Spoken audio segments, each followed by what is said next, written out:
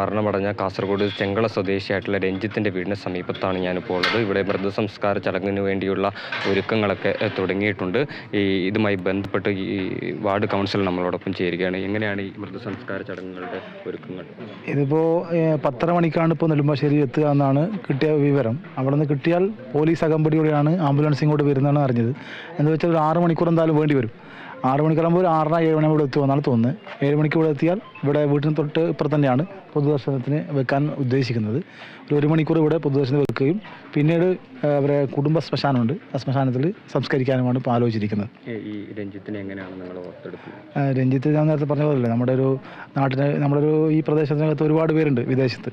ഈ നാട്ടിനകത്ത് പഠിച്ച് അവരെ ഒരു ഡിഗ്രി ഒക്കെ കഴിഞ്ഞ് ഒരു ജോലി ആയി കഴിഞ്ഞാൽ അവരൊക്കെ ഗൾഫിലേക്കും കുവൈറ്റിലേക്കും പോകുന്ന ഒരുപാട് പേർ ഈ കുണ്ടനാട്ട് പ്രദേശത്തുണ്ട്. അങ്ങനെയാണ് ജീവിതഭാരം കടുത്തപ്പോഴാണ് ഗൾഫിലേക്കും കുവൈറ്റിലേക്കും പോകേണ്ടി വന്നത്.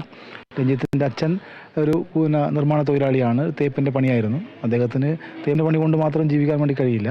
അദ്ദേഹം ഒരു വീടൊക്കെ പഴയൊരു വീടായിരുന്നു, ആ വീടൊക്കെ കെട്ടി ഇപ്പോൾ രഞ്ജിത്തൊക്കെ ഈ ജോലി കിട്ടിയതിന് ശേഷമാണ് ഒരു വീടൊക്കെ കെട്ടാൻ വേണ്ടി കഴിഞ്ഞത്.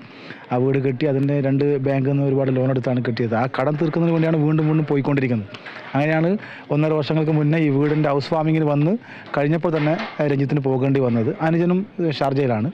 അങ്ങനെ പോയി ഇപ്പോൾ അടുത്ത മാസം വരാനാണ് ഉദ്ദേശിച്ചത്.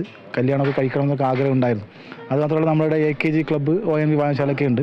ഇതിൻ്റെ എല്ലാ പ്രവർത്തനങ്ങളും നാട്ടിലുണ്ടാകുമ്പോഴും ഗൾഫിലായിരുന്നപ്പോഴും എന്ത് സഹായം നാട്ടിലുണ്ടാകുമ്പോൾ അതിന് നേരിട്ട് സഹായവും അല്ലെങ്കിൽ സാമ്പത്തികമായ സഹായമാണെങ്കിലും എല്ലാ സഹായവും ചെയ്തു തരുന്ന ഒരു വ്യക്തിയായിരുന്നു. അതോടൊപ്പം തന്നെ നല്ല ബന്ധങ്ങൾ സൂക്ഷിക്കാൻ നാട്ടിലെ എല്ലാവരുമായിട്ട് വാട്സപ്പിലൂടെയും മറ്റ് സോഷ്യൽ മീഡിയയിലൊക്കെ ബന്ധം സൂക്ഷിക്കാനും നാട്ടിൽ വന്നാൽ നേരിട്ട് എല്ലാ വീട്ടിൽ പോകാനും ചെയ്യുന്ന ഒരു ചെറുപ്പക്കാരനായിരുന്നു. തീരാ നഷ്ടമാണ്, ആ കുടുംബത്തിന് മാത്രമല്ല നമ്മുടെ നാട്ടിന് തന്നെ തീരാ നഷ്ടമാണ് ഇതിനകത്ത് ഉണ്ടാക്കിയിരിക്കുന്നത്. ഈ വാർഡ് മെമ്പർ സൂചിപ്പിച്ച പോലെ തന്നെ നാടിന് തന്നെ നൊമ്പരമായി മാറുകയാണ് ഈ രഞ്ജിത്തിൻ്റെ വിയോഗമെന്ന് പറയുന്നത്. അതുപോലെ തന്നെ തൃക്കരിപ്പൂർ സ്വദേശിയായിട്ടുള്ള കേളുവിൻ്റെ മൃതസംസ്കാര ചടങ്ങുകൾ 6 മണിയോടെ തന്നെ ആരംഭിക്കുമെന്നാണ് ലഭിക്കുന്ന വിവരം.